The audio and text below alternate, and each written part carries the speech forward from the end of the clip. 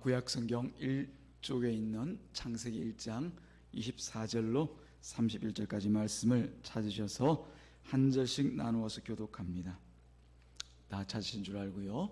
24절, 하나님이 이르시되 땅은 생물을 그 종류대로 내되 가축과 기는 것과 땅의 짐승을 종류대로 내라 하시니 그대로 되니라.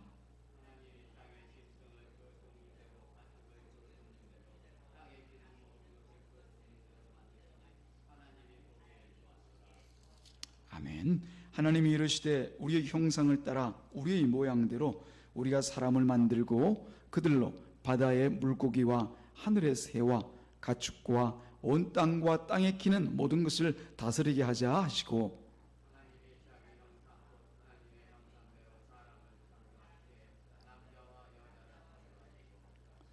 하나님이 그들에게 복을 주시며 하나님이 그들에게 이르시되 생육하고 번성하여 땅에 충만하라. 땅을 정복하라. 바다의 물고기와 하늘의 새와 땅에 움직이는 모든 생물을 다스리라 하시니라.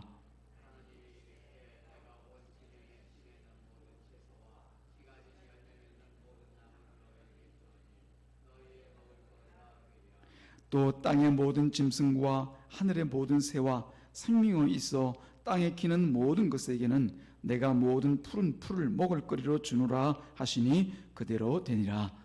하나님이 지으신 그 모든 것을 보시니 보시기에 심히 좋았더라. 저녁이 되고 아침이 되니 이는 여섯째 날이더라. 아멘. 아버지 하나님 감사합니다. 이 시간도 주님께서 말씀을 주실 순서인데 우리 마음이 주의 성령으로 인하여 주의 진리의 말씀을 밝히 들을 수 있도록 마음을 여시고 생각을 여시고 우리 눈을 열어 주옵소서.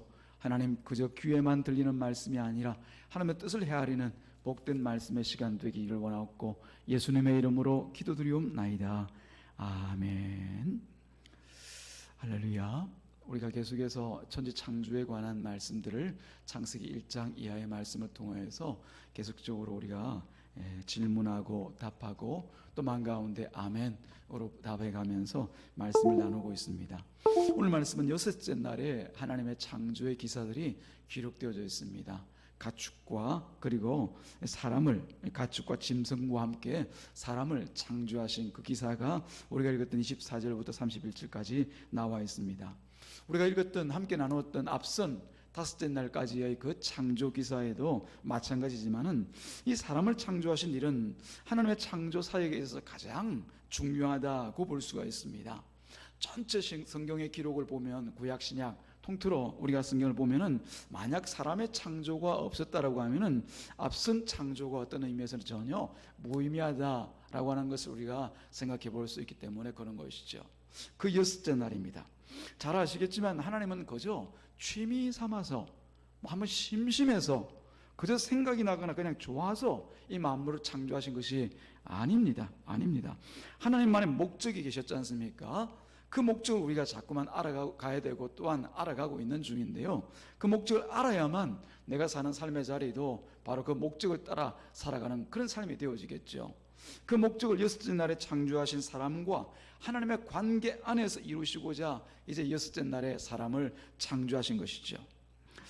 그래서 하나님은 26절 이하에서 보는 것과 같이 사람을 창조하시는데 다른 피조물과 같이 하지 아니하시고 특별하게 창조하십니다. 어떤 특별하게요?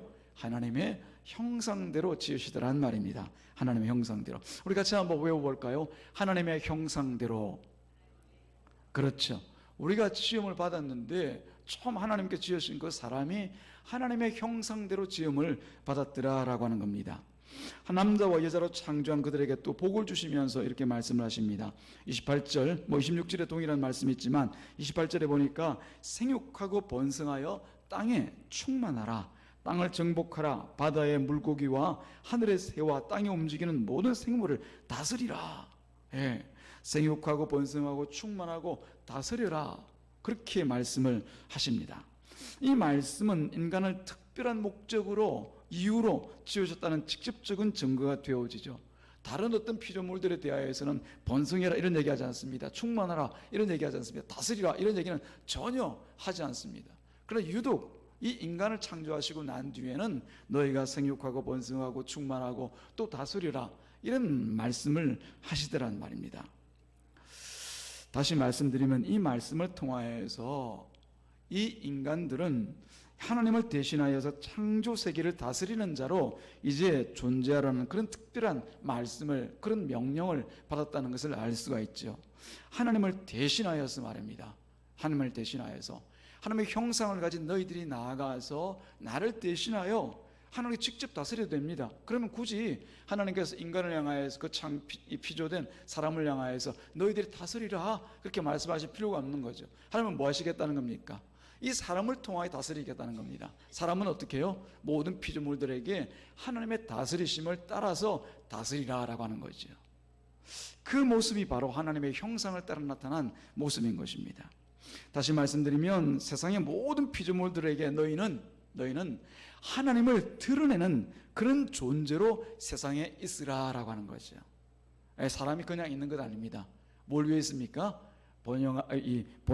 생육하고 번성하고 충만하면서 이 모든 피조물들에게 하나님께서 이 모든 것들을 다스린다는 그 다스림을 보여주면서 살아가는 것, 그게 바로 사람을 지은 목적이고 사람이 살아가야 되는 이유가 되는 것이죠.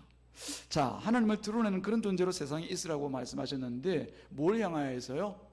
바로 세상의 모든 피조물들을 향하여서. 그 피조물들에게는 어떤 피조물들이 있습니까? 물론 우리가 첫날부터 시작해서 다섯날까지 하나님께서 창조하신 그 피조물들도 있지만, 그러나 우리가 첫날 보았던 것 같이 흑암 가운데 있는 그 마귀, 그 사탄의 존재를 향하여서도 진정 모든 것을 다스리시는 분이 누구다? 하나님이시라는 사실을 그 땅 가운데 존재하는, 그 하늘 가운데 존재하는 모든 피조된 세계에서 그 모습을 드러내어라 라고 하는 것이죠.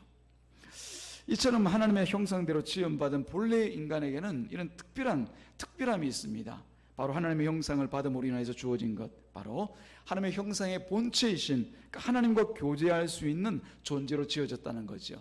그냥 뭐 로봇처럼 태연만 감아놓으면은 가서 그냥 정해진 동작, 프로세스를 따라서 그냥 움직이고 그냥 말하고 행동하는, 이게 아니라 하나님께서 교제하시면서 내가 이것을 원한다, 너는 이것을 하기를 원한다, 그렇게 말씀하시지 않습니까? 우리가 뒤에 이야기지만 어떻게 하라고 말씀하십니까? 이 모든 것을 너희가 먹고 마시고 취해야 돼. 오직 동산 중앙에 있는 선악을 알게 하는 나무의 열매만은 너희들이 먹지 마라.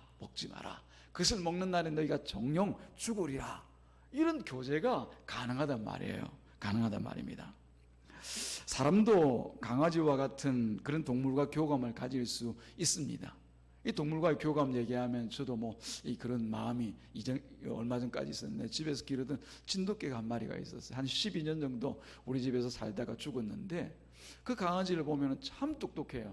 자기 강아지 보고 개 보고 똑똑하지 않다는 사람 제가 본 적이 없지만은, 사람 같다 이렇게 얘기하는 사람도 봤는데 참 똑똑해가지고 볼 때마다 신기하고 이게 쓰다듬을 수밖에 없는 그런 개였어요.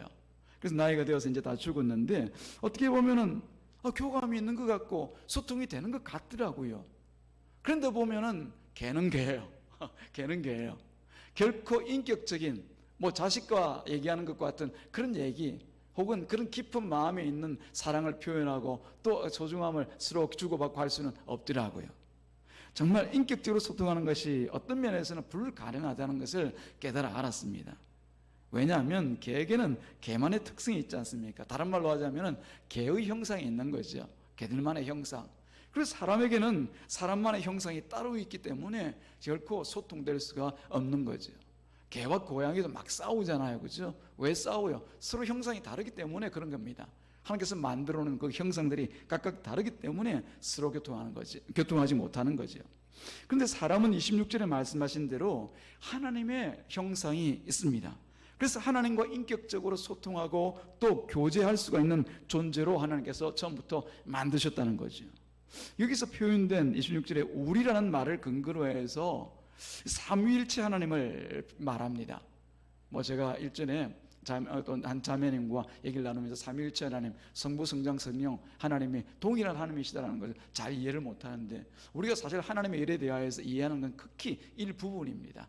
우리가 그냥 성경에 표현되어 있는 한 부분에 대해서 우리가 알고 그 부분에 대해서 우리가 하나님을 안다, 그것만으로도 충분하다라고 하지만 하나님께서 굳이 신비에 속한 부분들, 우리가 사실은 모르는 그 하나님에 대해서 더 많이 있다는 사실을 우리가 알아야 됩니다. 그럴 때 이 삼위일체 하나님은 굳이 표현하자면 한 하나님이시지만은 세 위를 가지고 계시다. 성부, 성자, 성령, 각각의 이름을 가지고 계시고 각각의 위를 가지고 계시는데 이분이 한 분이시더라는 거예요. 어떻게 한 분이 세 분이 되지? 세 분이 어떻게 한 분이 되지? 우리는 이해할 수 없지만 그러나 성경은 그렇게 하나님을 표현하고 있습니다. 우리라고 하는, 우리의 형상을 따라, 우리의 형상을 따라라고 할 때 그 우리가 바로 이런 삼위일체 하나님을 근거하는 그런 표현으로 볼 수가 있습니다. 자, 그런데 이 삼위 하나님께서 우리라는 표현을 하시면서 그 관계가 또 우리라고 하는 관계 안에서 서로가 가지고 있는 속성을 보여줍니다. 그게 뭐냐면은 바로 나누어진 관계가 아니라 한 몸인 관계라고 하는 거죠. 하나님은 한 몸으로서, 한 위로서, 하나의 본체로서 각각 성부, 성자, 성령으로 세 위로 나누어져 계신 분입니다. 그렇다면 우리 사람도 우리라고 하는 그 하나님의 형상을 따라 지음을 받았다라고 하면 그 말씀을 드리고 싶은 겁니다. 하나님과 한 몸으로 서로 교제하고 살아가는 그런 존재로 하나님은 이 세상에 우리를 만드셨다는 거예요. 그래서 처음 사람은 각각 남녀로 창조되어 있지만은 각각 서로 다른 존재가 아니었습니다. 잘 알다시피 뒤에 가면은 여자를 지으실 때 어떻게 지으십니까? 사람의 갈비뼈로 짓지 않습니까? 같은 한 몸이었어요. 몸은 따로 나누어져 있지만 남자와 여자로. 근데 나중에 보면은 결국 보면은 이 사람들이 다른 몸이 아니라 한 몸이었단 말입니다. 몸은 각기 다르지만 나와 너로 분리된 관계가 아니라 바로 우리라는 말로 둘을 하나로 묶을 수 있는 게 바로 사람이었습니다. 그런 관계로 창조되어졌던 것이죠. 그것은 하나님의 형상대로 지음을 받았기에 가능한 그런 관계입니다. 그래서 사람은 처음에는 서로 다른 생각과 서로 다른 의도를 가지고 살아가지 않았습니다. 같은 뜻과 같은 생각과 같은 의도를 가지고 살아가는 거죠. 한 몸의 관계로서 같은 뜻과 목적을 따라서 같은 방향을 바라보면서 살아갑니다. 그렇다고 해서 나는 어디 갈래 이런 것 가지고 서로 그냥 같은 방향으로 서로 생각도 없이 똑같이 그냥 기계적으로 움직인다 이런 얘기가 아니라, 여기서 말하고 있는 같은 뜻과 같은 방향, 같은 목적이라고 하는 것은 자기의 목적이 아니라 하나님께 주신 그 뜻과 하나님께 주신 그 목적과 하나님께서 가라고 하는 그 길의 방향을 똑같이 아멘 하면서 가는 그런 존재로 지음을 받았다라고 하는 거예요. 그래서 서로 다툴 일이 없습니다. 다툴 일이 없죠, 그죠? 서로 그냥 하면 하나님 그렇게 말씀하셨지, 그렇게 하면 끝입니다. 끝입니다. 이건 뭐지? 하나님께 먹으라고 하셨어. 그럼 먹으면 됩니다. 그에 대해서 나 이거 안 먹을래, 못 먹을래, 이건 싫어, 나빠, 이런 얘기가 없습니다. 둘 다 의견이 똑같고 또 하나님 주신 그 뜻을 따라서 아멘 하는 이런 부분에 있어서 똑같은 방향을 바라보면서 살아가는 것이 처음 지음받은 사람이었다는 것입니다. 이와 같은 한 몸의 관계로 할 일이 뭐냐? 바로 28절에 그 내용이 나와 있죠. 생육하고 번성하고 땅에 충만하고 땅을 정복하는, 그래야 해서 땅을 다스리는 그 일을 하는 것이 이 한 몸의 관계에 있는 사람이 할 일이었다는 것, 사명이었다고 하는 것을 성경은 우리 가운데 보여주고 있습니다. 이것이 하나님께 창조하신 인간에게 맡겨주신 그 역할입니다. 역할. 다시 말씀드리면은 사람은 모든 만물에게 하나님의 뜻과 하나님께서 가르치신 그 방향, 하나님의 의도와 그 말씀을 가득가득 충만하게 드러내면서 살아가는 그런 사명을 가지고 살아가야 될 사람들이 바로 이 창조된 하나님의 피조물, 하나님의 형상을 따라 피조되어진 사람이었다는 거예요. 그런데 그것을 28절에서는 뭐라고 얘기합니까? 복이라고 얘기하고 있습니다. 복. 그런데 이 복이라고 하는 것을 많은 사람들이 그때 말씀을 지금 그대로 적용해 가지고 오해를 합니다. 무턱대고 생육하고 번성한다는 그 뜻을 가지고 그저 자손이 많아지는 것으로 여긴단 말입니다. 그래서 많아지는 것, 번성하는 것, 가득한 것, 이것을 가지고 하나님의 복이다, 복이다, 많아지는 것이 복이다, 채워지는 것이 복이다, 번성하는 것이 복이다, 이런 식으로 복을 오해를 한단 말입니다. 그때와 지금이 달라요. 하나님께서 처음 이 아담과 하와를 지으실 때 타락하기 전에 그 사람과 지금 사람이 다르단 말입니다. 그 처음 지음받은 사람을 대해서는 생육하고 번성하고 충만하고 다스리는 이 일들이 그들에게 당연한 복인 것이죠. 왜요? 그게 하나님의 뜻이니까요. 하나님의 뜻이니까. 어떤 뜻? 세상에 나아가서 모든 피조물들에게 하나님이 어떤 분인가를 자기가 대신하여서 모든 것을 가르치고 또 보게 만들고 다스리는 그 일을 할 때 그 사람에게는 이 모든 생육하고 번성하는 일, 세상에 나가서 가득가득 하나님의 말씀을 채우는 이 일들이 복일 수밖에 없죠. 복일 수밖에 없죠. 근데 지금은 다른 사람이지 않습니까? 진정 하나님의 형상이 있는 인간에게 생육과 번성은 하나님의 복이 될 수밖에 없습니다. 나아가서 하나님을 그대로 증거합니다.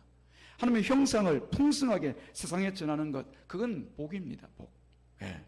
하나님의 있는 그대로 증거하며 살아가는 것.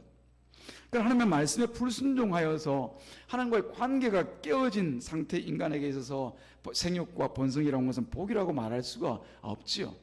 지금 우리가 생육하고 번성하는 것, 많아지고 높아지는 것, 그 극단적인 예가 바로 바벨탑 사건 가운데 있지 않습니까? 사람들이 다 한자리에 모여가지고 힘을 합해서 뭘 합니까? 하늘 끝까지 올라가 보자 바벨탑을 쌓지 않습니까? 하나님께 그걸 보시고 야, 저 사람들이 저렇게 함께 모여서 저렇게 아름다운 일들을 하고 있구나, 귀한 일을 하고 있구나, 생육하고 번성하고 잘 다스리고 있구나, 그렇게 복이라고 말씀하셨습니까? 그렇지가 않지 않습니까? 타락한 후에 이 세상을 보면은 인간의 관계가 전혀 편하지가 않습니다. 둘만 있어도 불편하죠. 부부 관계도 한 몸이 아닙니다. 우리가 아니라 너와 나의 관계이죠.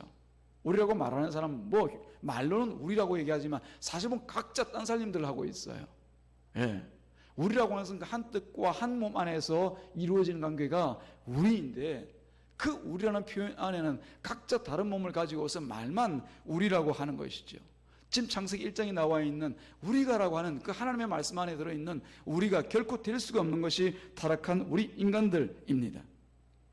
결국 선악과를 먹은 이후의 세상에는 감당하지 못할 사람의 수가 넘쳐나고, 그래서 생육과 번성을 이루고, 그래서 바벨탑을 세우고, 하지만은 하나님의 영광은 그 자리에 없습니다. 뭐만 있습니까? 죄로만 충만한 거죠. 그래서 생육하고 번성하는 것을 복이라고 하신 것은 하나님의 형상대로 존재할 때 처음 지원받은 인간들이 그 가운데 한 몸으로 하나님의 뜻만 바라고 의지하고 한 방향을 바라보고 살아갈 때, 그때를 바로 복이라고 얘기하는 것이지, 지금도 이것을 그대로 가져와 가지고 생육하고 번성하는 것이 복이야, 우리 생육하고 번성하자, 다스리자, 정복하자, 성경의 앞뒤를 모르고 하는 얘기인 것이죠. 지금 이 세상은 우리라고 하는 이 관계는 깨지고 오직 자신만 바라보고 자기를 사랑하는 그런 인간으로 가득 차 있습니다. 그래서 지금 우리가 말하는 생육과 번성과 창세기 1장에 나타나 있는 생육과 번성은 전혀 같지가 않습니다. 그래서 지금의 생육과 번성은 복이 아닌 것을 알 수가 있습니다. 그러면 하나님의 형상에 있는 인간으로 충만한 세상을 만들고자 하신 하나님의 일이 과연 실패한 것인가? 벌써 1장에서부터 하나님께서 너네 생육하고 번성해라, 충만해라, 다스리라 라고 하셨는데 3장만 가게 되어지면 인간이 벌써 이런 하나님의 형상으로부터 벗어나 버리거든요. 아이고, 하나님 창조가 실패했네, 끝났네, 가 아니라 처음부터 계획하신 일이었어요. 하나님은 창세전에 택하신 자기 백성으로 세우실 새로운 하나님의 형상에 있는 그런 나라를 계획하고 계신 것이죠. 그래서 다시 한번 하나님께서는 하나님의 형상이 있는 인간으로 재창조하시고 우리라고 하는 한 몸의 관계에 있게 하실 그 계획을 미리 가지고 계셨다는 것을 아셔야 됩니다. 그래서 하나님께서 뭐라고 하십니까?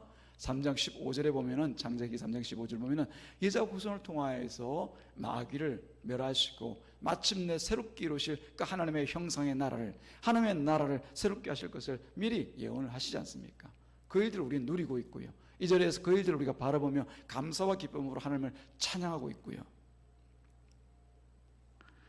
새로운 하나님의 형상에 있는 그 한 존재를 이 땅 가운데 보내어 주시겠노라고 이제 말씀하심으로 하나님의 창조는 실패가 아니라 오히려 우리가 알지 못하는 신비 가운데 이루어 가시는 하나님의 크고 놀라운 긴 계획 가운데 우리는 길죠.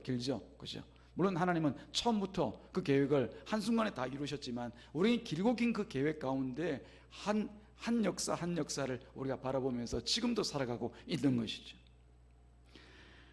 그 새로운 하나님의 형상이 누구를 말하느냐 하면 바로 우리가 잘 알고 있는 예수님이십니다. 그 단적인 증거가 바로 고린도후서 4장 4절 말씀 보면은 그 중에 이 세상의 신이 믿지 않은 자들의 마음을 혼미하게 하여 그리스도의 영광의 복음의 광채가 비치지 못하게 함이니 그리스도는 하나님의 형체이시니라. 하나님의 형상이시니라. 그리스도는 하나님의 형상이라고 단적으로 말씀을 하고 있습니다. 하나님의 형상, 우리 인간이 타락함으로 인해서 완전히 잃어버렸던, 우리 가운데 흔적을 찾아볼 수 없었던 그런 형상이 다시 누구를 통하여서 드러나게 됩니까? 예수 그리스도를 통하여서 이 땅 가운데 드러나게 되거든요. 그래서 하나님의 형상을 가지고 오신 예수님을 믿는 우리에게 영접하여 그의 자녀된 우리에게 다시 한번 그 하나님의 형상이 회복되어질 수 있도록 만드신단 말입니다. 이게 하나님의 처음부터의 계획이라는 사실을 믿으시기를 주님의 이름으로 축복합니다. 이 말씀처럼 예수께서 하나님의 형상이기 때문에 그리스도를 믿는 우리와 같은 신자가 하나님의 형상이 있는 자로 새롭게 창조되었다는 것을 우리가 알아야 됩니다. 그래서 다른 말씀이 고린도후서 5장 7절 말씀에 보면은 누구든지 그리스도 안에 있는 자들에게는 새로운 피조물이 되었다는 것을 알라고 얘기합니다. 이전 것은 지나갔으니 보라 새 것이 되었다라고 말씀합니다. 여기서 말하고 있는 새로운 피조물, 새 것이라고 하는 것이 뭐 달라져서 새롭게 된다는 것이 아니라 내 얼굴이 마치 성형수술을 받는 것처럼 새로운 얼굴로, 주름이 핀 얼굴로 새로워졌다는 것이 아니라 우리가 잃어버렸던 그 하나님의 형상을 다시 누구를 통해서? 예수 그리스도를 통하여서. 어떻게 함으로? 예수 그리스도를 믿음으로, 예수 그리스도 나의 구주로 영접함으로 우리가 새로운 피조물로 새로워졌다. 하나님의 형상을 회복했다라고 하는 거죠. 우리 성탄절을 지났지만은 그 예수님의 또 다른 이름 가운데 어떤 이름이 있었습니까? 임마누엘. 임마누엘. 하나님이 우리와 함께 계시다. 하나님은 죄인들 가운데 계시는 분이 아니에요. 타락한 자들 가운데 결코 함께할 수 없는 분입니다. 왜? 하나님의 형상을 잃어버렸기 때문에. 하나님과 결코 교통교제할 수 없는 그런 분입니다. 근데 그 교통교제가 이루어진다고 얘기하고 있거든요. 누가요? 예수님을 통하여서. 예수님을 통하여서. 바로 처음 우리에게 주셨던 하나님의 형상, 우리가 우리의 형상대로 말할 때 그 하나님의 형상을 다시 한번 회복해 가실 계획들을 처음부터 우리 하나님은 가지고 계셨다는 사실을 기억하시기를 주님의 이름으로 축복합니다. 하나님의 나라는 이런 신자로 이루어져 가고 있습니다. 이 길고 긴 역사를 통하여서 하나님의 나라를 이루어 가시는 그 놀라운 신비한, 그리고 우리가 이해할 수 없는 그 놀라운 하나님의 뜻과 계획들을 우리는 날마다, 일마다, 때마다 마주하고 있다는 사실을 기억하시기를 주님의 이름으로 축복합니다. 지금 우리가 무슨 성경을 읽고 있습니까? 창세기를 읽고 있잖아요. 창세기를. 근데 지금 이야기를 하고 있잖아요. 지금 이야기를. 예. 창세기 우리가 읽은 것은 24절부터 31절까지 읽었는데 이 성경 말씀 가운데 지금 우리 가운데 일어났고 또 일어나고 앞으로 되어질 일들에 대해서 말씀하고 있잖아요. 근데 이게 바로 하나님의 역사입니다. 시간과 공간이 따로 없으시고 무소부지하시고 모든 능력 위에 뛰어나신 하나님께서 이루어 가시는 하나님의 나라를 지금도 우리는 목격하고 목도하고 또 경험하고 살아가고 있는 거예요. 그래서 신자된 우리가 얼마나 특별한 그런 하나님의 은혜 가운데 있는가라고 하는 것을 늘 잊지 말고 살아야 될 줄로 믿습니다. 신자는 이런 복이 있는 사람으로, 어떤 복입니까? 다시 한번 하나님의 형상을 회복하여서 나아가서 생육하고 번성하고 충만하고 정복하는 이런 복이 있는 사람으로 세상 가운데 드러나고 세워져 있다는 사실을 기억하시기를 주님의 이름으로 축복합니다. 다시 한번 생육과 번성과 충만과 정복, 다스림, 이런 의미들을 다시 한번 개념 정리를 하시기를 주님의 이름으로 축복합니다. 사람 수가 많아지고 자식 많이 낳고 대가 그냥 갈수록 풍성해지는 가문의 풍성, 이런 것들을 얘기하는 것이 아닙니다. 하나님의 형상 있는 그대로를, 우리가 받았던 그 하나님의 형상 그대로를, 다시 말씀드리면 하나님의 뜻과 하나님의 방향과 하나님의 목적과 하나님의 말씀을 세상 가운데 증거하는데 우리가 모든 일에 번성하고 또한 충만하고 또한 생육한, 그것이 바로 우리의 복이라는 사실을 다시 한번 성경에서 발견할 수 있기를 주님의 이름으로 축복합니다. 그래서 우리는 복음을 전해야 돼요. 그래서 우리는 예수 그리스도의 말씀을, 이 복된 말씀을 우리는 전할 수밖에 없는 거예요. 그러라고 우리가 하나님의 형상을 회복하여 세상 가운데서 보내셨단 말입니다. 세상 만나는 모든 만물들마다 우리 구주 예수 그리스도께서 참 주인이시다, 만나는 모든 사람들마다 예수 믿으면 다시 이 하나님의 형상을 회복한다, 생명의 길로 간다, 영혼의 길로, 하나님의 진리의 길로 간다, 이것을 증거하는 것이 바로 우리가 생육하고 번성하고 충만하고 다스리는 거예요. 사랑하는 여러분, 우리가 처음 하나님 앞에 고백했던 것처럼 하나님의 형상을 따라 다시 한번 회복되어진 그런 귀한 존재라고 하는 것을 잊지 말고 사시기 바랍니다. 우리 고백 가운데, 우리 존재 가운데서 늘 잊지 말고 해야 될 것 또한 주님의 말씀을 세상 가운데 온전히 우리가 받은 그 형상대로 드러내고 전하고 증거하면서 살아가는 그런 우리의 삶이 복된 삶인 것을 알고 참 복을 누리며 살아가는 저와 여러분 되기를 주님의 이름으로 축복합니다. 기도하겠습니다.